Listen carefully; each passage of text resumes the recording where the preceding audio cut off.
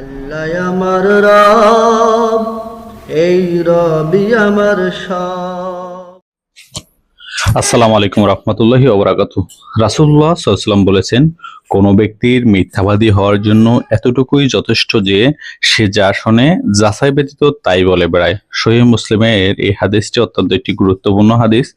রাসূল সাল্লাল্লাহু আলাইহি ওয়াসাল্লাম আমাদের যে হাদিসগুলো শিক্ষা দিয়েছেন, আমরা যেন সেগুলো মনে প্রাণে বিশ্বাস করতে পারি, পালন করতে পারি। আল্লাহ আমাদের সে তৌফিক দান করুক।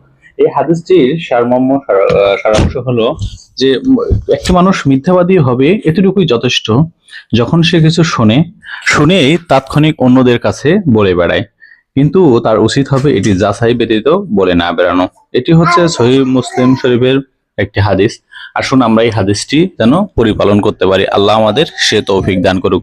সুপ্রিয় প্রান্তীয় ভাইরা, আমাদের প্রতিদিন দেখুন ইসলাম শিক্ষা, স্বাস্থ্য এবং সংবাদ পরিক্রমা দেখতে চোখ রাখুন উইনিগল চ্যানেলেতে। সেই সাথে চ্যানেলটিতে নতুন হয়ে থাকলে সাবস্ক্রাইব করুন এবং সুন্দর সুন্দর হাদিসগুলো আমরা যেন মানুষের কাছে পৌঁছে দিতে পারি। আল্লাহ আমাদের তৌফিক দান করুক।